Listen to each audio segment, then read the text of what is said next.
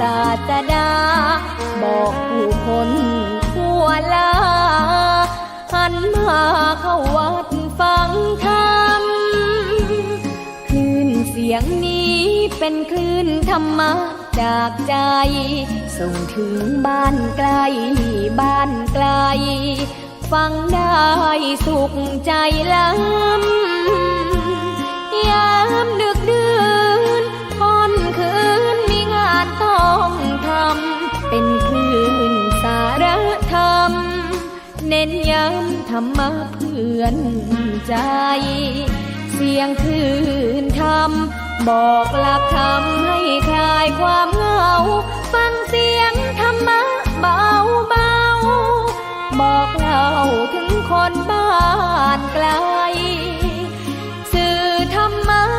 บอกลดละระหว่างด้วยใจสื่อไปถึงสวงในเข้าใจหลักธรรมหลักดีพลิ้วเพลงธรรมถูกสัมพันธ์จิตใจร่าเริงฟังสาระธรรมะบันเทิงรื่นเริงในชีวิ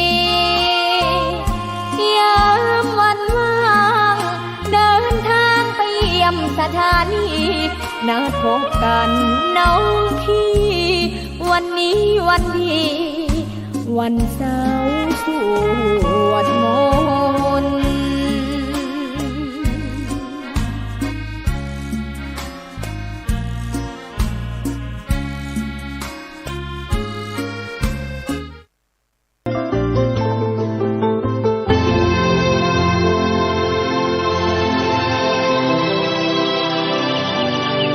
วันนี้เป็นวันพระขอเรียนเชิญพุทธศาสนิกชนทุกท่านมากลั่นจิตให้ใสกลั่นใจให้เป็นบุญด้วยการให้ทานรักษาศีลและเจริญจิตภาวนาน้อมจิตให้เข้าถึงพระรัตนตรัย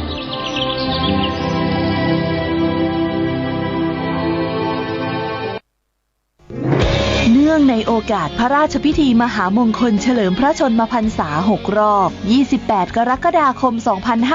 2567 รัฐบาลขอเชิญชวนหน่วยงานภาครัฐ ภาคเอกชนและประชาชนร่วมแสดงความจงรักภักดีและสำนึกในพระมหากรุณาธิคุณด้วยการจัดตั้งโต๊ะหมู่ประดิษฐานพระบรมฉายาลักษณ์พระบาทสมเด็จพระเจ้าอยู่หัวพร้อมเครื่องราชสักการะประดับธงชาติไทยธงตราสัญลักษณ์และประดับผ้าระบายสีเหลืองร่วมกับผ้าระบายสีขาวตามอาคารสถานที่ของหน่วยงานและบ้านเรือนพร้อมทั้งจัดกิจกรรมจิตอาสาบำเพ็ญสาธารณประโยชน์เพื่อสืบสานพระราชปณิธานและบำเพ็ญสาธารณกุศลถวายเป็นพระราชกุศลตลอดปี 2567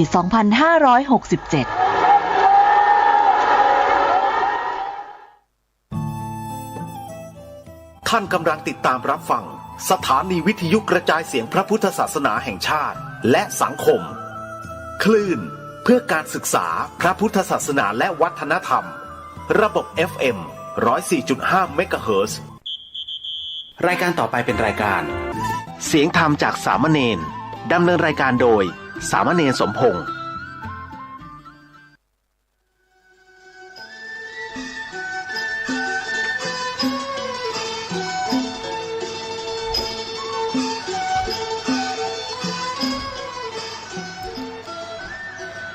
ท่านโลกนี้มีธรรมประจำที่เมื่อทำดีจะไม่ดี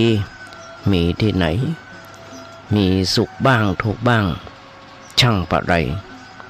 เป็นวิสัยของมนุษย์ปุถุชนขอกราบไหว้สาครูบาอาจารย์ทุกท่านขอเจริญพรศรัทธาญาติโยมผู้ใฝ่ในศีลในธรรมทั้งหลายมาแล้วมาแหมแล้วรายการเสียงธรรมจากเนนน้อยสังเดือจากวัดบะแดงทั้งนี้โดยการนำคณะพระโคโคสิทธิ์ปริยัติยากรเจ้าวัดบะแดงเจ้าคณะตำบลสุเทพเขตหนึ่งเป็นประจำทุกวันพุธจาก 10 โมงจนถึง 11 โมงโดยประมาณดำเนินในการโดยธรรมภาพสามเณรสมพงษ์นั่งอยู่ที่วัดบะแดงส่งเสียงมายังสถานีวิทยุ FM 104.5 ของวัดไฟหินสถานีเพื่อพุทธศาสนา สถานีเพื่อเผยแพร่พุทธศาสนาโดยการควบคุมของท่านพระครูสมุวิศวัตวรกิจโจนายสถานีและเจ้าอธิการมีข้อแม้ถ้าบอกทางสถานีบ่มีการถ่ายทอดสดเขาแก่ได้พบได้ปะกัน หรือไม่ก็เลื่อนไปเป็นเวลาบ่ายโมงอย่างนี้เป็นประจำญาติโยมหุ้นส่วนดำทั้งหลายมาภาพสามเณรสมพงษ์มีหยังก็มานั่งอู้นั่งจาให้ญาติโยมฟังตั้งแต่หลายปีที่ดักครูบาอาจารย์เพิ่นได้สั่งได้สอนไว้ว่าอยู่วัดจะไปอยู่บ่ได้มันไว้พระสวดโยโกห้องแล้วก็นำทำคำสอนองค์พระสัมมาสัมพุทธเจ้ามาโอ้มาจางให้ญาติโยมฟังพ่ออาตมาได้ทำตามที่ครูบาอาจารย์เพิ่นได้สอนได้สั่งไว้ตลอดมาเต่าตีสุขภาพจะเอื้ออำนวยตึงมันญาติโยมทั้งหลายอาตมาภาพส่งธรรมะไปทาง YouTube ไปทาง Messenger ทางไลน์ทาง Facebook ทางเทคโนโลยีวันเถอะญาติโยมพิมพ์ก็ไปว่าเน้นน้อยสั่งเหลือที่ YouTube เข้าได้เลยจาก4 โมงมาแรงจนถึง2 ทุ่มอาตมาได้เอาเทปที่บันทึกไว้ส่งถึงมันโดยเฉพาะครูบาอาจารย์ไม่ใช่ส่งไปเพื่ออวดตัวส่งไปเพื่อขอความขอกำติชมจากครูบาอาจารย์ภาษาปากีสเป็นห้องว่าคอมเมนต์เป็นประจำเพราะยุคนี้สมัยนี้ญาติโยมทั้งหลายบัณฑิตนักปราชญ์นักอาตมาเป็นคนที่มีความรู้น้อยต้องขอความคิดหันขอคำติชมจากครูบาอาจารย์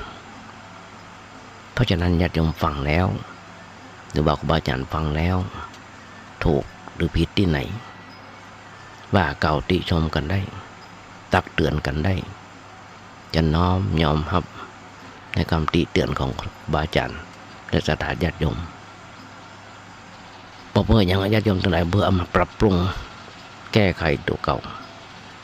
เพราะฉะนั้นขอความเมตตาจากครูบาอาจารย์และศรัทธาญาติโยมทั้งหลายด้วยอาตมาถึงบอกอาตมาบอกเป็นบทกลอนก็ขยายใจความว่าให้ญาติโยมฟังมาหลายปีที่ดักว่าถ้าโลกนี้มีธรรมประจำที่เมื่อทำดีจะไม่ดีมีที่ไหนมีสุขบ้างทุกข์บ้างช่างอะไรเป็นวิสัยของมนุษย์ปุถุชนก็ขยายใจความให้ญาติโยมฟังก็หลายปีที่ดักวันนี้ก็แห่งวันนึงละที่จะมาขยายอย่างที่ศรัทธาญาติโยมฮู้วันนี้เป็นวันมาฆบูชาวิสาขบูชาซึ่งวิสาขบูชานั้นซึ่งแปลเป็นบาลีตามความหมายของเพิ่นมาเป็นวันประสูติตรัสรู้ปรินิพพานเป็นวันเดียวกันแต่ว่าเป็นวันเตียวขึ้นดอยสุเทพมีคนโอ้ยนักหนาป่าป่านเตียวกันขึ้นหูดอกแจงเริ่มกันตั้งแต่บ่าย 3 บ่าย 4เปิ้นเตียวกันไปก็คอยย้อนรอยถอยความไปเมื่อหลาม50 ปีที่เปิ้นเล่ากันไว้เปิ้นอู้กันไว้แต่มาก็เกิดขึ้นไปถ้าไปขึ้นไปดอยสุเทพเตียวขึ้นดอยสุเทพนั้น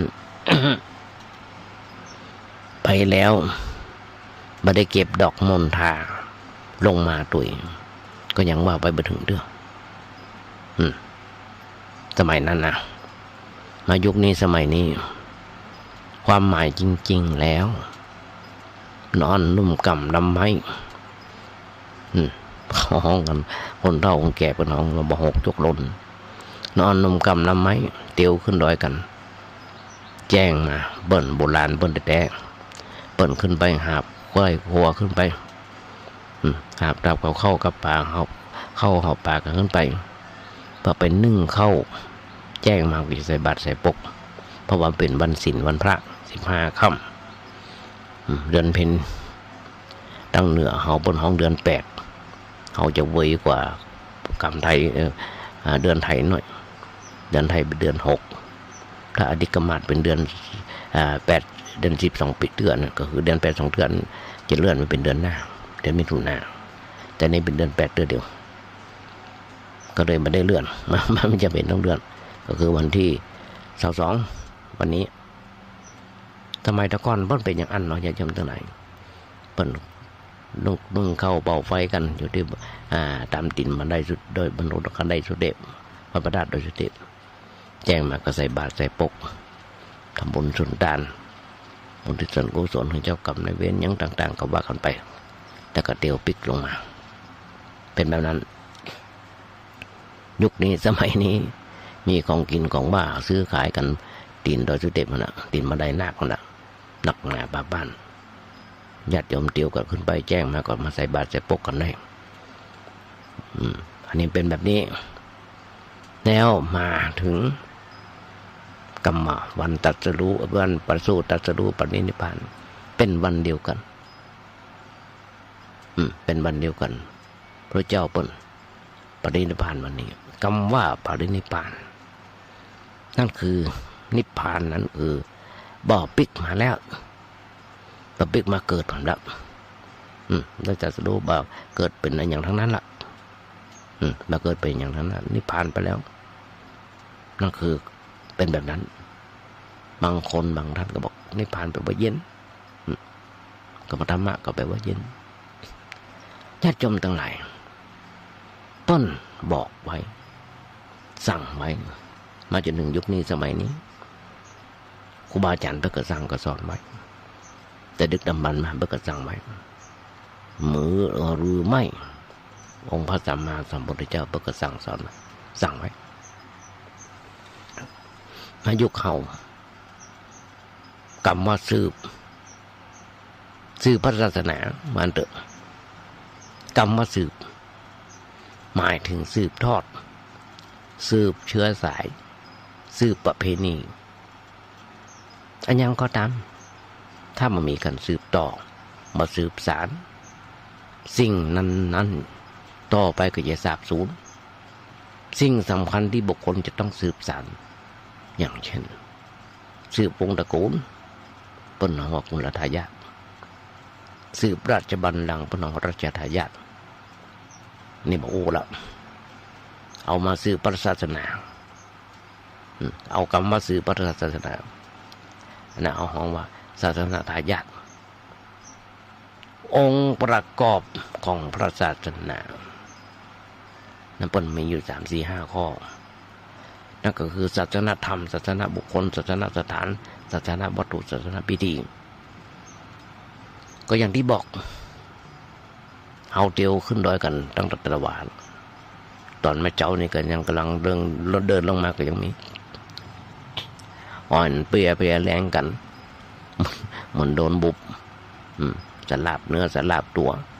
หัวถึงหมอนรับอาบน้ำด้วยซ้ำบางคนรับนั่นเป็นการสืบศาสนาพิธีเหมือนกันสืบทอดไว้เหมือนกันอันก็ญาติโยมทั้งหลายการประเพณีเตียวขึ้นดอยสุเทพนั้น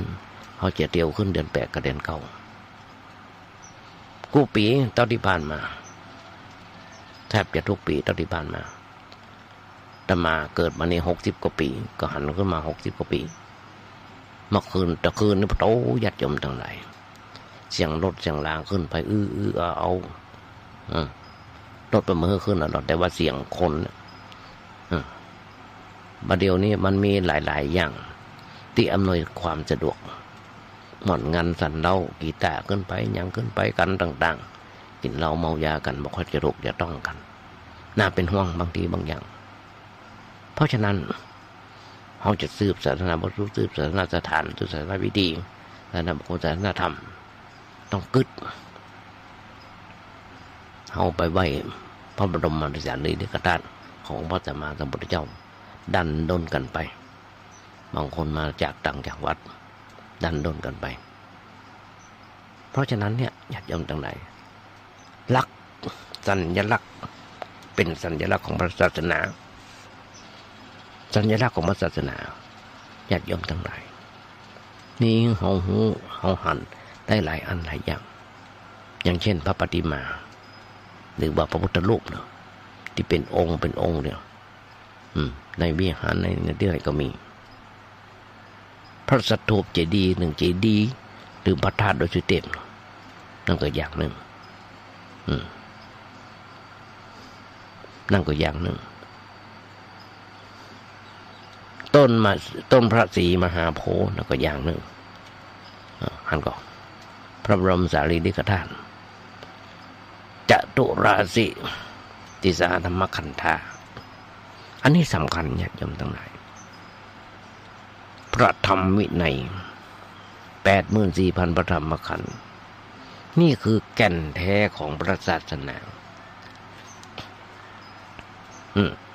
นี่คือแก่นแท้ของพระศาสนาอันอย่างคือแก่นแท้ของพระศาสนาญาติโยมทั้งหลายก่อนคือพระวินัยคำว่าพระวินัยนั่นก็คือได้แก่คำสั่งเปิ้นสั่งเป็นข้อห้ามเปิ้นห้ามแล้วห้ามปฏิบัติพระธรรมได้แก่คำสอนเป็นข้อคือข้อปฏิบัติการศึกษาว่าปริยัติธรรมเพราะว่าจะเป็นนักธรรมมันอย่างกระจังบาลีโทเอกจนถึงปริญญาธรรม9 ประโยคสืบพระศาสนาด้านพระศาสนาธรรมด้านศาสนาธรรมเหมือนกันทุกคน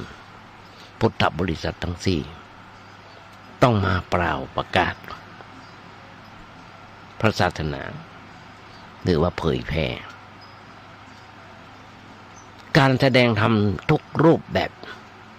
เป็นการสืบพระศาสนาทั้งด้านศาสนาธรรมและศาสนาพิธีแต่มีข้อแม้ว่าต้องบังคับกับจะต้องบังคับกับหลักธรรมต้องบังคับกับพระวินัยต้องบังคับกับโอวาทหรือว่าคำสั่งสอนของพระสัมมาสัมพุทธเจ้ามันนอกเหนือมาจากนั้นบ่ใจว่ายกตัวเป็นพระพุทธเจ้ายกตัวว่าได้รับคำสั่งจาก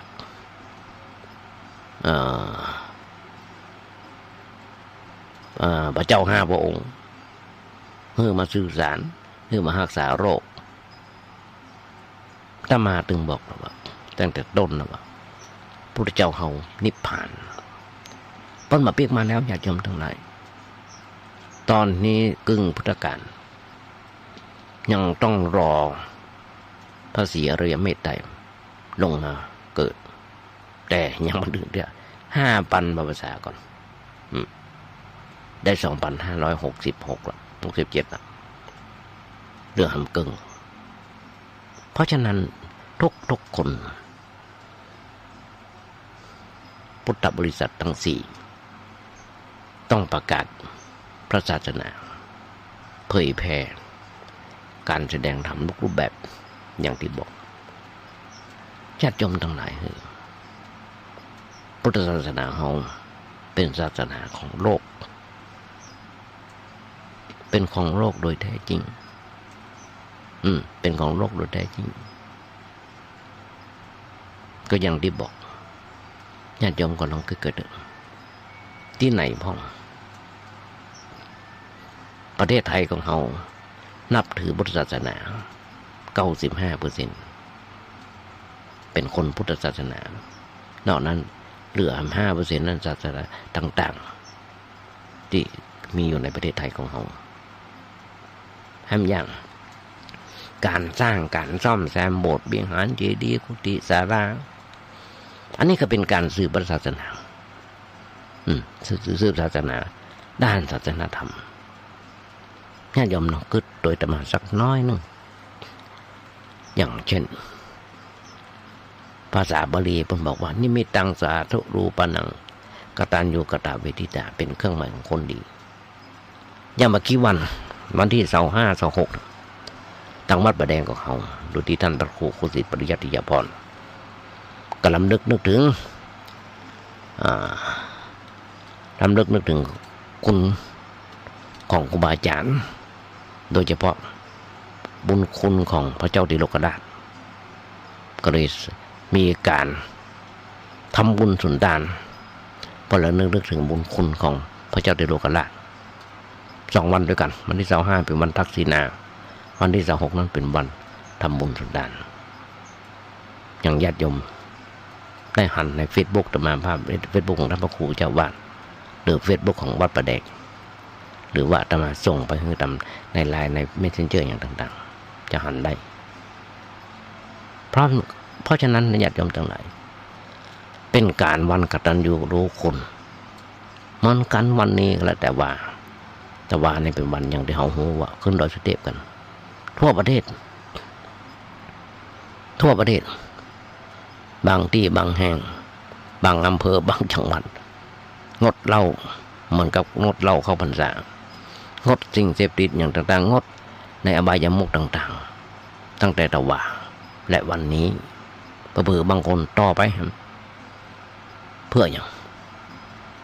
หันก็ญาติโยมว่าอย่างนั้นว่าได้สุขภาพของเราจะดีขึ้นนะอย่างที่บอกการสร้างการซ่อมแซมโบสถ์วิหารเจดีย์กุฏิศาลานี่เหมือนกันโบสถ์ที่วัดประแดงอุโบสถที่วัดประแดงแต่ว่าวันซืนหงอนาคเที่ยวห้องว่าปั้นลมมานะหักลงมาก็ต้องอาจจะมีการซ่อมแซมบำรุงทำนุบำรุงต่อไปครับญาติโยมทั้งหลายการซ่อมแซมโบสถ์วิหารเจดีย์กุฏิศาลาท่านพระครูเจ้าวาดเริ่มมาอยู่วัดประแดงปี2542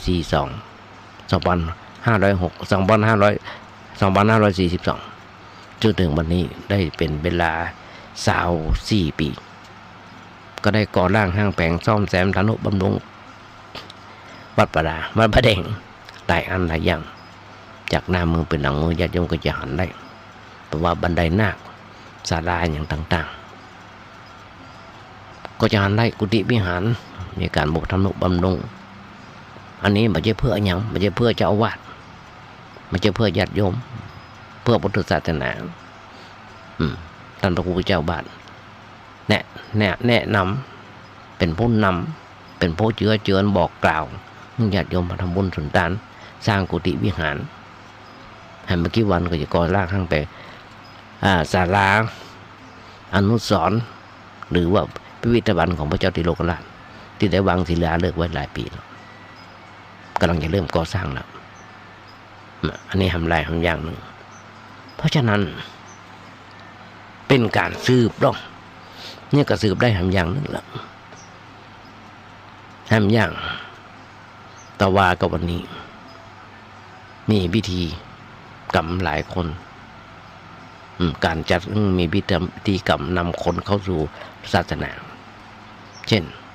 ตะวาเนี่ยเริ่มกันไหว้พระสวดมนต์แถมปริญาณตัวเป็นพุทธมามกะการเป็นพุทธมามกะก็สมาทานศีลเป็นต้นนี่ก็คือการสืบพระศาสนาพอถึงนั้นแล้วหลังจากนั้นแล้วเป็นศาสนพิธีอย่างเช่นการบรรพชาการอุปสมบทเริ่มกันตั้งแต่ตะวาแล้วบรรพชาอุปสมบทเป็นการประพฤติวัดปฏิบัติธรรมบทเนกขมะอย่างต่างๆก็เป็นการสืบพระศาสนาอันก็ญาติโยมทั้งหลายเริ่มทำกันมาแต่อ้อนแต่ออกแล้วมาหันเอาเมื่อตะวากับวันนี้แฮมเป็นที่น่าชื่นอกชื่นใจว่าพุทธศาสนาของเฮาจะจีรังยั่งยืนต่อไปหำตราบชั่วกาลประวัติศาสตร์ตราบชั่วนานเพราะฉะนั้นมีถึงหนึ่งด้านศาสนาบุคคลศาสนาธรรมรวมมาถึงศาสนาพิธีเป็นการสืบพระศาสนาทั้งนั้นเนี่ยญาติโยมทั้งหลายพระพุทธเจ้าของเขาทุกวันเขายังนึกถึงพระพุทธเจ้าของเขาในคุณงามความดีของเปิ้ลอย่างเช่นวันนี้ก็ถึงบอกเป็นวันประสูติ เป็นวันตรัสรู้เป็นวันนิพพานปณิพพานวันเดียวกันญาติโยมน้องเกิดกันแล้วพระเจ้าของเขาเกิดวันเนี้ยเกิดวันเนี้ยตรัสรู้กับตรัสรู้วันเนี้ยปณิพพานก็คือกับวันเนี้ยพร้อมกันเลยซึ่งน้องกึกไกลสักน้อยว่าเป็นที่น่าอัศจรรย์ใจ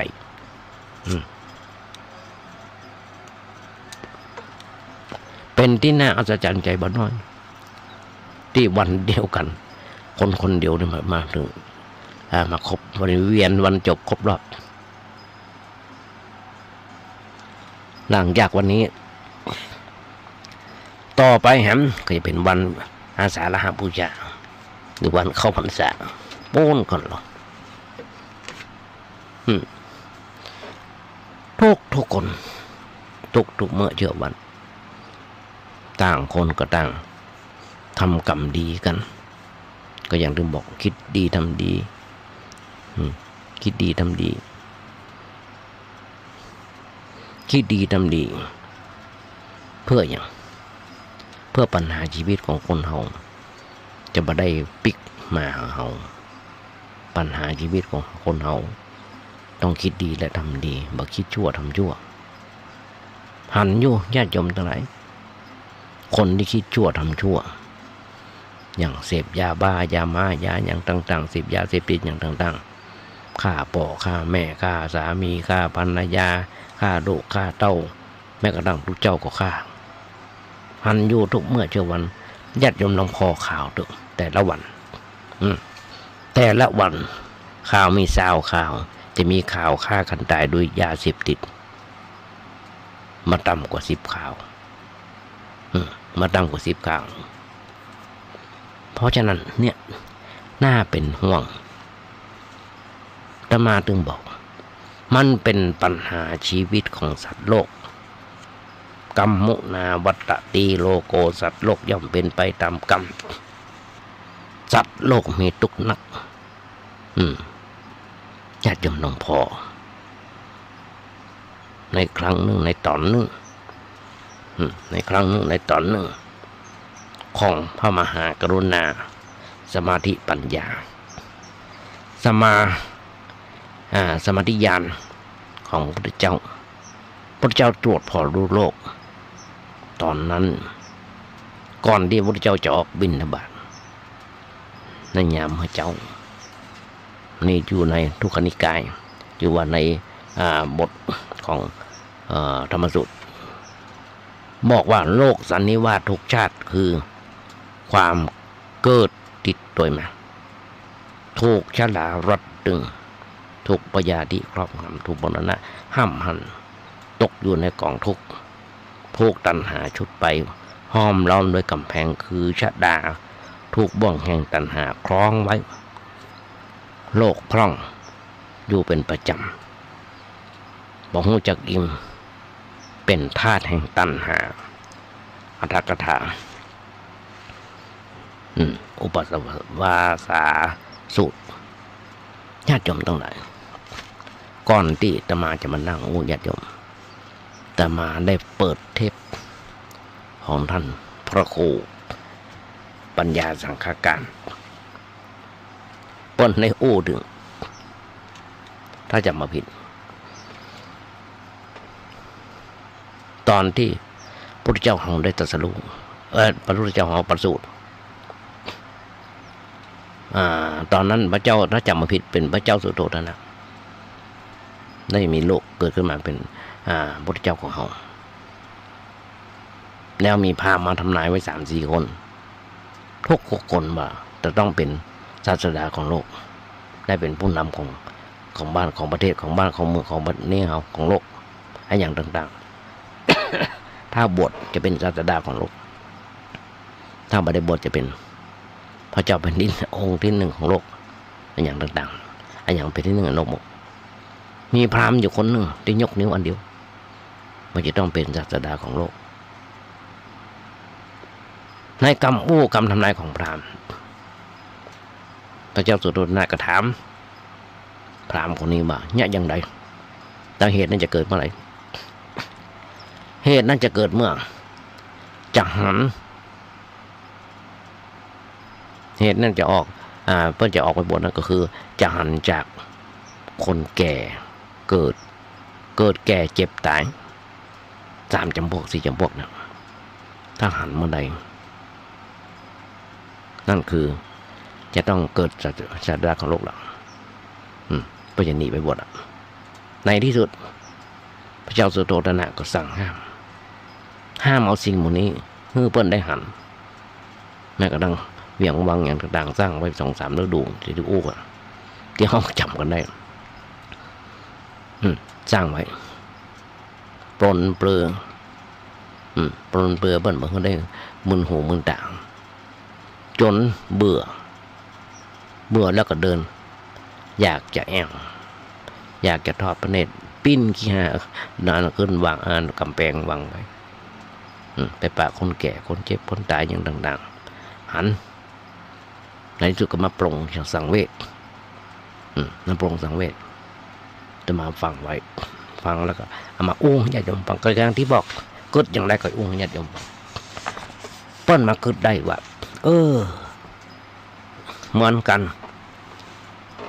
เปิ้นอู้จะมาได้อู้พระเจ้าบนอู้ครับเป็นครั้งแรกที่ออกมาว่าสัตว์โลกพร่องอยู่เป็นประจำนั่นคือบะอิ่มในกามบะอิ่มในธาตุแห่งตัณหานั่นหมายถึงสัตว์โลกหูจักอิ่มในวัตถุกรรมบ่อิ่มในรูปเสียงกลิ่นรสสัมผัสท่านก็ญาติโยมทั้งหลายทุกเมื่อเช้าวันในมีไหนพ้อง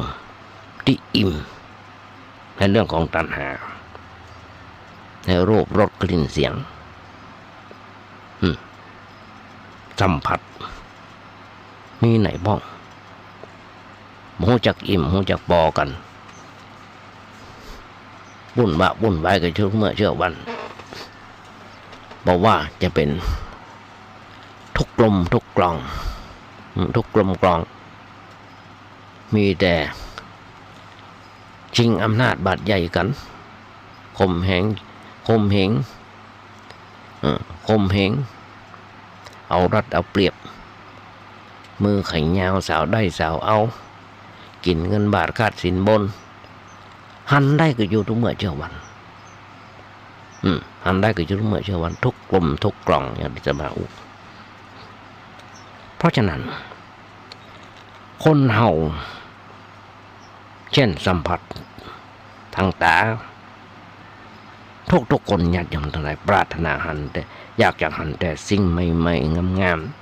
ๆบ่ว่าจะอยู่ไกลขนาดไหนอยากจะมันก็เด้อบางคนลุกจากต่างจังหวัดมาอยากจะมาเตียวขึ้นดอยสุเทพพ่องต้องก็เด้อจากหน้าสวนสัตว์ขึ้นดอยสุเทพประมาณ13 กิโลถ้าจำผิดนะประมาณ13 กิโลถ้าทางลัดก็ประมาณสัก5 กิโลทางลัดก็คือลัดเข้าในป่าในดอยเนอะแต่มาก็ให้เราจากนี้ขึ้นไปก็ไปถึงวัดพันดาจากพันดาขึ้นไปอย่างคนไหนที่พักริมทางจากที่พักริมทางน้อยเดี๋ยวก็ถึงโค้งขนกันแล้วขึ้นดอยสุเทพนี่แต่งทางลัดนะแต่บอกว่าหนทางมาเดียวนี่มันจะอุกก่อนหญ้าจะขึ้นเต็มไปก่อนมันหญ้าจะขึ้นเต็มก่อนแล้วอ่อนบางคนที่โหที่เจ้าถิ่นก็จะไปทางลัดหรอกถ้าเจ้าหน้าที่เพิ่นมาได้ไปปักเครื่องหมายไว้ฮื้อนะก็เดินทางลัดได้ถ้าไปอยากทางลัดก็เดิน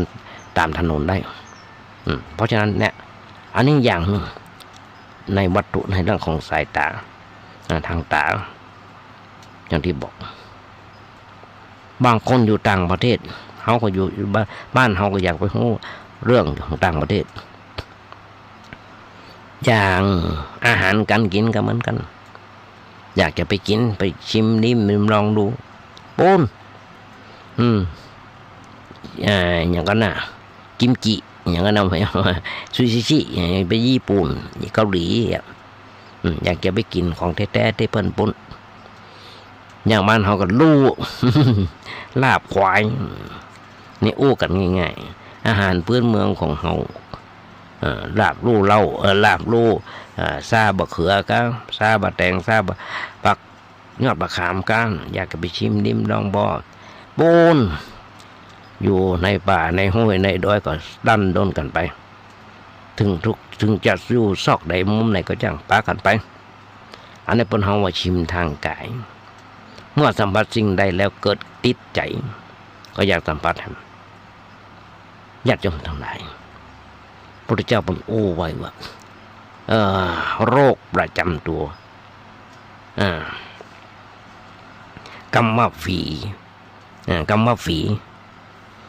พระเจ้าว่านะเป็นชื่อของกายนั่นเป็นชื่อของกายแบบของกามขอโทษกรรมฝีนี่เป็นชื่อของกามกรรมโรคเป็นชื่อของกามโรคประจำตัวที่หิวโหยโรคประจำตัวที่หิวโหยบอกรู้จักอิ่มวัตถุกรรมแบบเนี้ยมันมียาขนาดใดมารักษาเพื่อหายขาดได้เลยนอกจากธรรมโอสถของพระพุทธเจ้านั่นคือธรรมะของพระสัมมาสัมพุทธเจ้าญาติโยมทั้งหลายบางคนอกหักรักคุดมียารักษานอกจากธรรมะของพระพุทธเจ้าอาตมาได้หันหลายๆคนบอกว่าไม่หญิงบอกว่าใจบอกว่า2 เพศ 3 เพศอย่างหรือว่าอย่างนะLEDนั่นนะไปเอายาที่รักษาโรคอกหักรักคุดได้นั่นคือบวชอย่างน้อยๆบวชพราหมณ์7 วันพ่องเดือนพ่องบวชชีพราหมณ์พ่องบวชชีพ่องบวชพระพ่องบวชเน้นพ่องหันอกหักรักคุดมันมีอย่างยารักษามียารักษานอกจากการบวชและไปรับเอาธรรมะของพระสัมมาสัมพุทธเจ้าจากครูบาอาจารย์ไปเจริญสมาธิปัญญานี่ก็คือเป็นเชื่อกรรมเชื่ออย่างหนึ่งนั่นคือเชื่ออย่างมีปัญญาเชื่ออย่างมีปัญญาใช้ปัญญาหรอญาติโยมทั้งหลายมาได้ใจกลวิธีมาได้ใจเอาสิ่งที่ไม่หลอกไปลวงเพิ่นเอาธรรมะของเจ้าอุ้งฟังซึ่งเป็นธรรมะแท้ๆญาติโยมลองเถอะ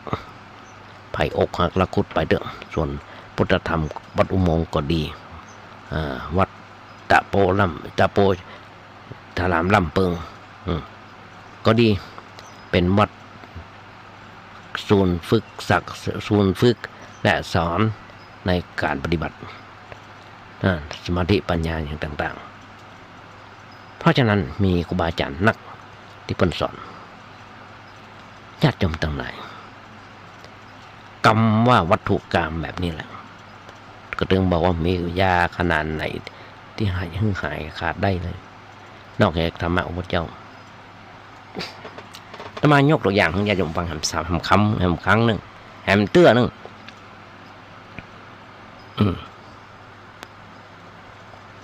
ซึ่งตัวอย่างนี้เป็นครั้งโบราณสมัยครั้งพุทธกาลคือพระรัตปาระเถระพระอาสิติสาวกของพระพุทธเจ้าคือบุญเลิศกว่าภิกษุทั้งหลายผู้บวชด้วยศรัทธาเปิ้นก็บ่สบายป่วยด้วยโรคเนี่ยแต่ครั้นที่จะฮื้อโอสถของพระพุทธเจ้าแล้วฮื้อโอสถของพระพุทธเจ้าแล้วถึงหายป่วยจากโรคร้ายแล้วก็บรรลุธรรม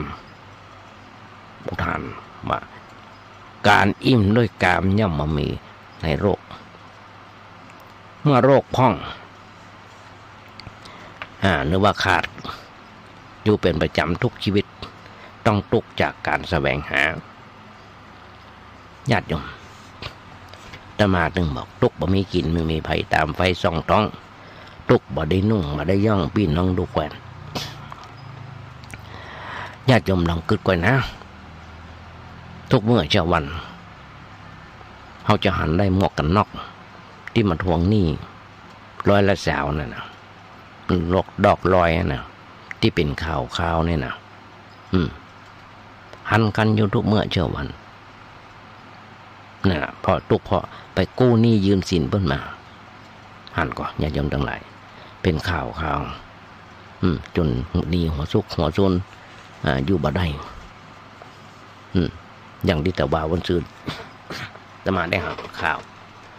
เมียหนีละให้ผัวมีอาชีพถ้าจะมาผิดขายโรงศพ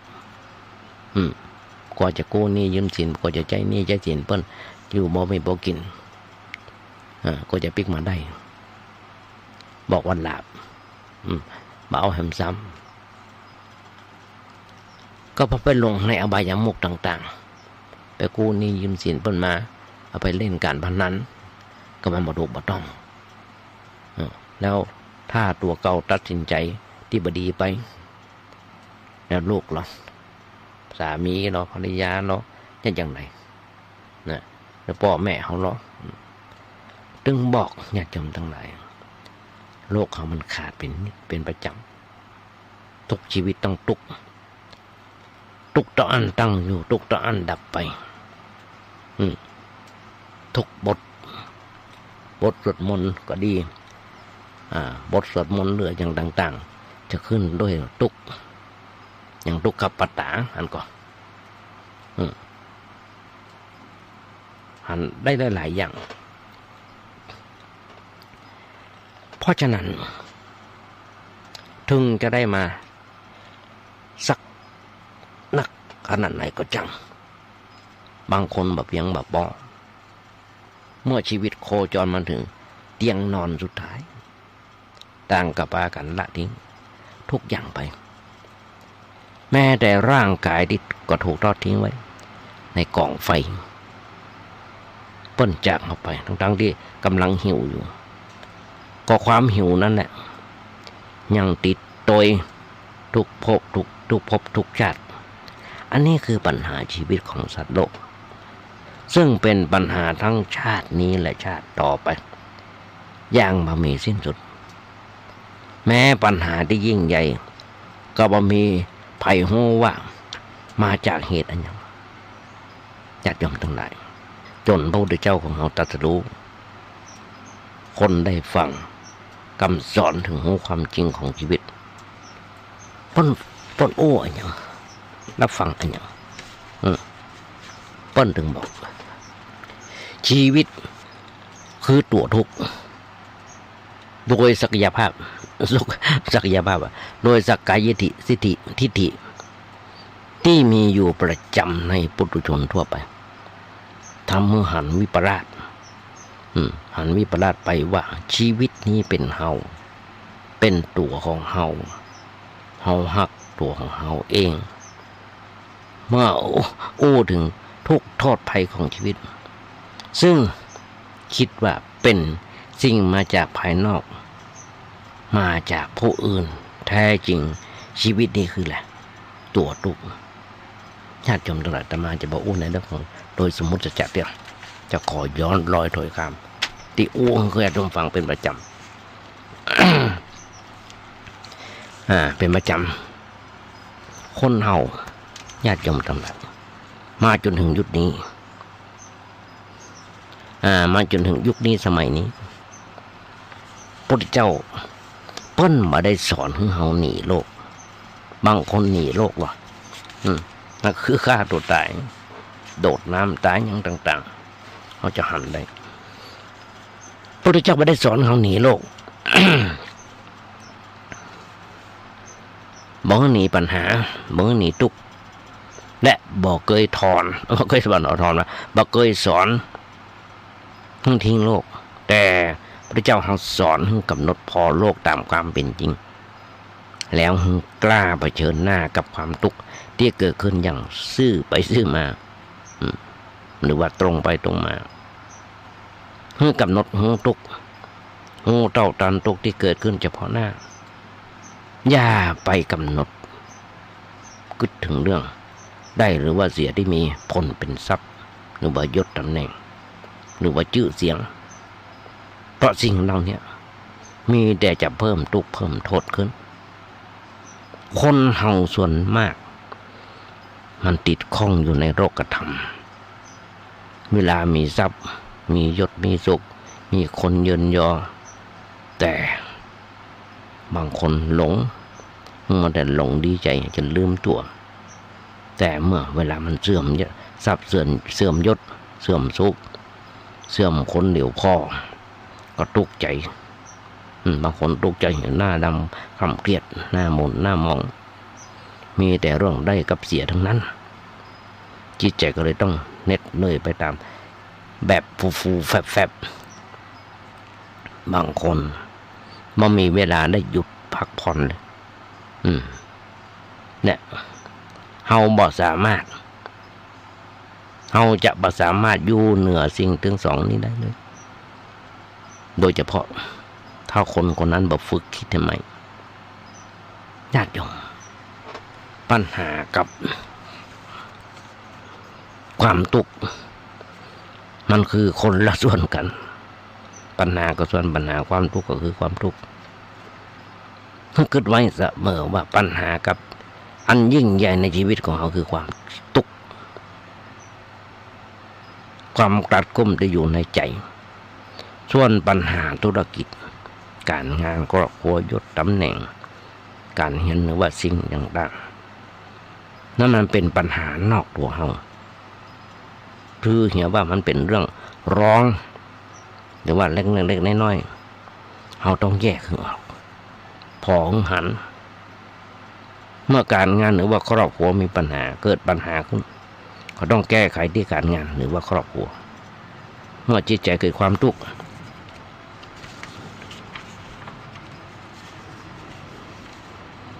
ก็ต้องแก้ไขกันที่จิตใจแต่เมื่อการงานเกิดปัญหาเฮาไปแก้แล้วเฮาไปทุกข์ใจแล้วเฮาไปทุกข์ใจด้วยมันก็กลายเป็นสองปัญหาซ้อนกันอยู่แล้วมันซ้อนกันมันก็เลยสับสนวุ่นวายเกิดความมืดมนขึ้นในชีวิตจนพอบาหันปัญหาแยกกันบ่ออกจนบอกว่าอันอย่างคือตัวปัญหาที่แท้จริงแล้วในที่สุดเขาก็ไปลงโทษที่ร่างกายโดยที่ร่างกายมันบอกตัวเก่าบอกเรื่องพ่องกระใบทุบตีทำร้ายเอาเหล้าใส่ปากดื่มยาบ้ายามายาอย่างต่างๆเพื่อกลัดกลุ่มเมียหนีพ่องยังพ่อง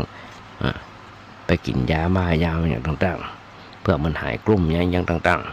ๆญาติโยมทั้งหลายร่างกายของเรายังแบบพอเดียวมันดีขึ้นดีบางคนไปโดดสะพานตายโดดน้ำตายหันกันอยู่หันกันอยู่ช่วยตั้งกระตานช่วยประทานกระตายหันกันอยู่เนี่ยไปทำเปิ้ลทำไม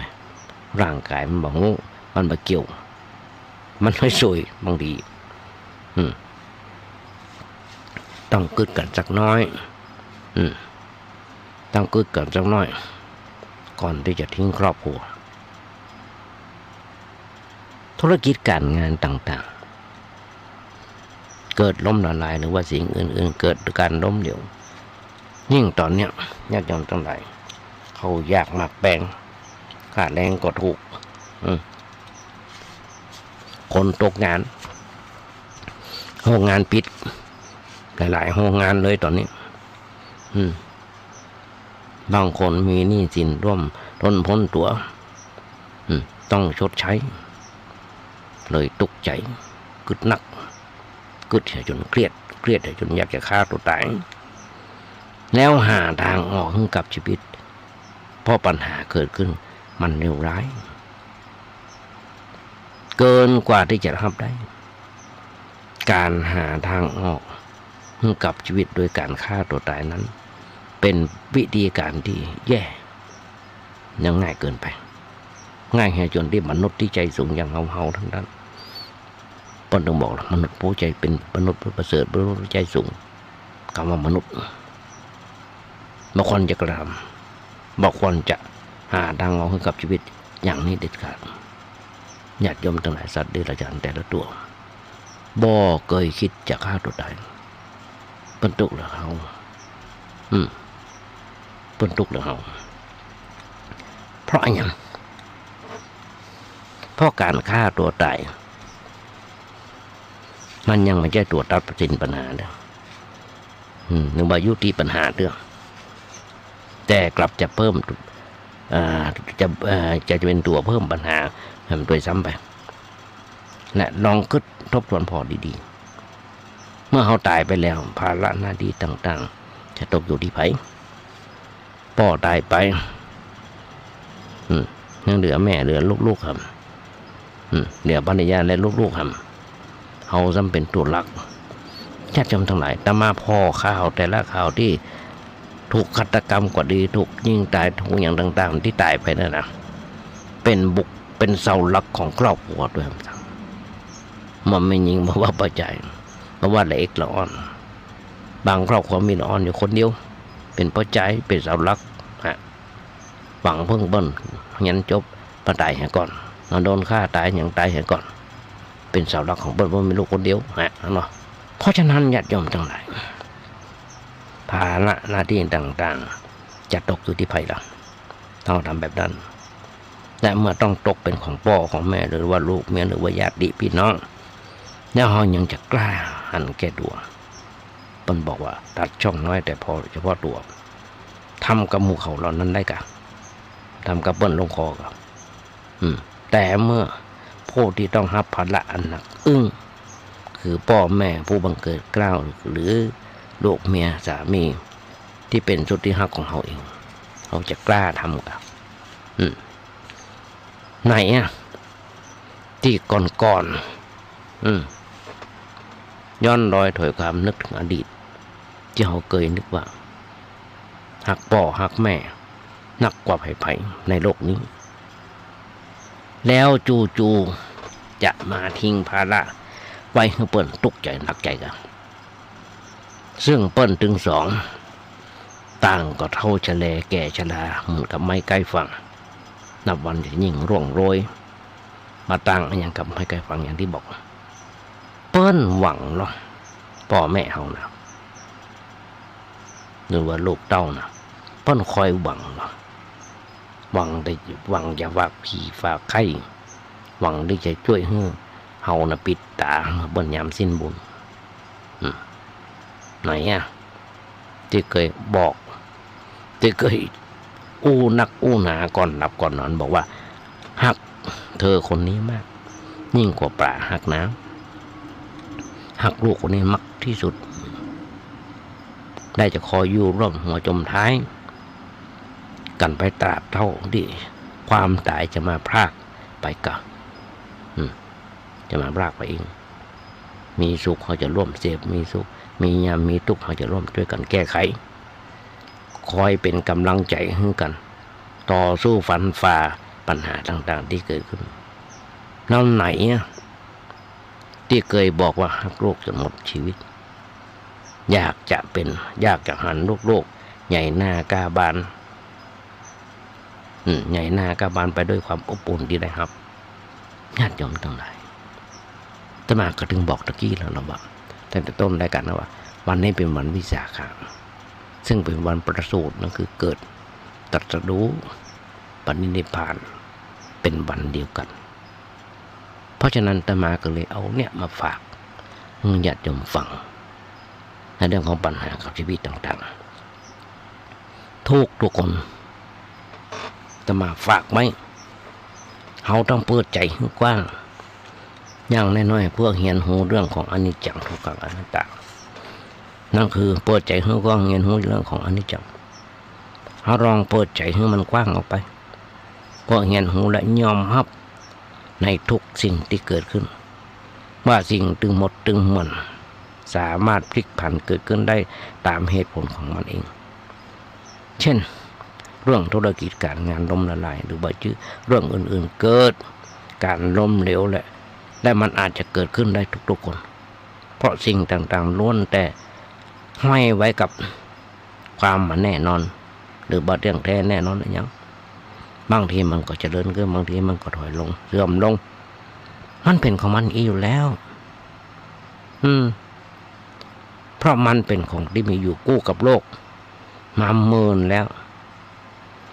ทุกชีวิตที่เกิดมาในโลกนี้ก็ล้วนแต่ต้องเผชิญหน้าพบปะกับสิ่งต่าง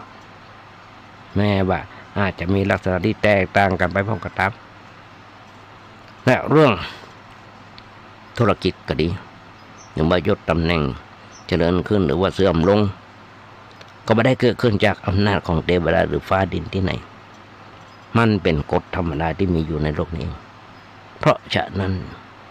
ของอย่าคิดเป็นตุกไปกับเรื่องราวเหล่านั้นแต่ของว่ามันเป็นอย่างนี้คือบ่มีความเที่ยงแท้แน่นอนอย่างสักอย่างญาติโยมทั้งหลายฝากไว้ในวันนี้เนี่ยพอเวลาเวลาจะหมดแล้วต้องนำรายการนี้จากไปแล้วก่อนที่จะนำรายการนี้จากไปญาติโยมทั้งหลายขอฝากงานบุญงานกุศลให้ญาติโยมทั้งหลายได้ฟังสักน้อยนึงซึ่งในวันที่25-26ที่จะถึงวันเสาร์วันอาทิตย์ทางวัดประแดงของเราโดยมีท่านพระครูโคสิตปริยัติยาบอนเจ้าวัดประแดงเจ้าคณะตำบลสุเทพเขต 1มีการทำบุญทักษิณาในวันกตัญญูของพระเจ้าติโลกราชอย่างที่อาตมาบอกคนเฮามีการหูบุญคุณของครูบาอาจารย์ก็มีการทำบุญสุนทานเนื่องในวันครบรอบวันเกิดของท่านพระครูเจ้าวาดแผ่นปีหนึ่งซึ่งท่านพระครูเจ้าวาดเพิ่นเกิดวันที่1 พฤษภาคมมาจนถึงวันนี้ก็เลยเลื่อนมันจะเลื่อนเอาวันกองทุนพระเจ้ากิโลติโลกราชนี่เป็นวันทำบุญ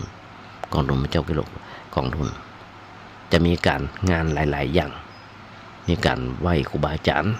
ตั้งแต่ของหลวงพ่อครูบาบุญมีหรือครูบาอ่องหรือพระเจ้าติโลกราชมีการทำบุญสุนทานวันที่25เป็นวันทักษิณาวันที่26เป็นวันสืบชะตา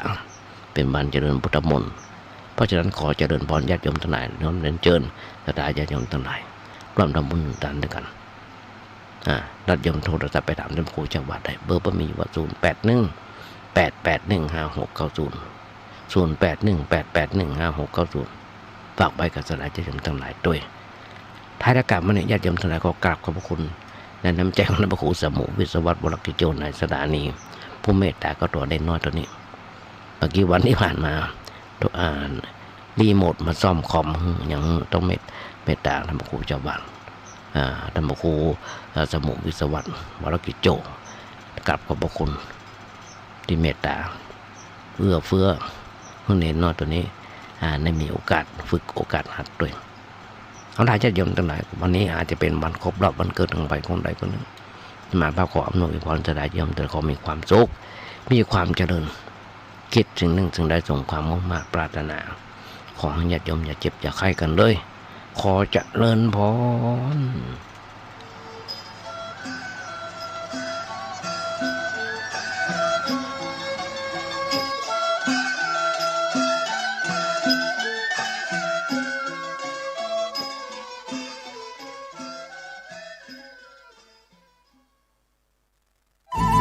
ที่จบไปแล้วนั้นเป็นรายการเสียงธรรมจากสามเณรดำเนินรายการโดยสามเณรสมพงษ์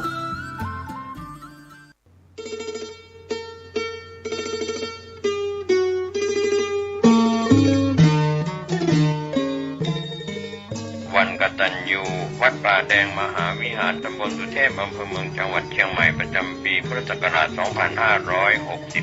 จัดงานวันกตัญญูประจำปี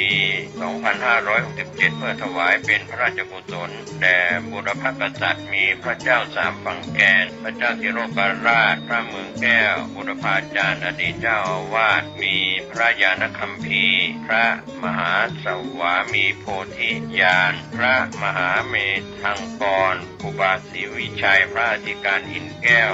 อรินทโรครูบาอ่องพระครูวิมลวรเวทเป็นต้นตลอดถึงผู้มีพระคุณต่อวัดทุกรูปทุกท่านในโอกาสเดียวกันนี้ได้จัดงานทำบุญอายุวัฒนมงคลครบ6 รอบ 72 ปีพร้อมกับสภามหาวิทยาลัยมหาจุฬาลงกรณราชวิทยาลัยมีมติเป็นเอกฉันท์ว่าพระครูโคสิทธิ์ปริยัตยาภรณ์ได้รับปริญญาครุศาสตร์ดุษฎีบัณฑิตกิตติมศักดิ์สาขาวิชาพุทธบริหารการศึกษาซึ่งได้รับปริญญาบัตรจากสมเด็จพระอริยวงศาคตญาณสมเด็จพระสังฆราชสกลมหาสังฆปรินายกณมจร.วังน้อยจังหวัดพระนครศรีอยุธยาเมื่อวันที่ 10 ธันวาคม พุทธศักราช 2566 กำหนดการดังนี้วันเสาร์ที่ 25 พฤษภาคม 16:30 น.คณะสัทธาและสาธุชนพร้อมกันณวิหารวัดป่าแดงมหาวิหาร 17 นาฬิกาทานจุดธูปเทียนบูชาพระรัตนตรัยสมาทานเบญจศีลพระสงฆ์สวดพระพุทธมนต์ทอดผ้าบังสุกุลพระสงฆ์พิจารณาผ้าบังสุกุลพระสงฆ์อนุโมทนาเจริญจิตตภาวนาแผ่เมตตาเป็นเสร็จพิธีวันอาทิตย์ที่ 26 พฤษภาคม 9 นาฬิกาคณะสัทธาและสาธุชนพร้อมกันณวิหารวัดป่าแดงมหาวิหารเวลา 9 นาฬิกา 19 นาทีพระครูโคสิทธิ์ปริยัตยาภรณ์จุดธูปเทียนบูชาพระรัตนตรัยสมาทานเบญจศีลเจ้าหน้าที่อ่านประกาศเกียรติคุณปริญญาครุศาสตร์ดุษฎีบัณฑิตกิตติมศักดิ์สาขาวิชาพุทธบริหารการศึกษาพระสงฆ์เจริญชัยมงคลคาถาถวายสักการะ 9 นาฬิกา 39 นาทีพระสงฆ์ทรงสมณศักดิ์เจริญพุทธมนต์สืบชะตามูลนิธิครูบาศรีวิจัยโดยนายพยูนมีทองคำประธานมูลนิธิ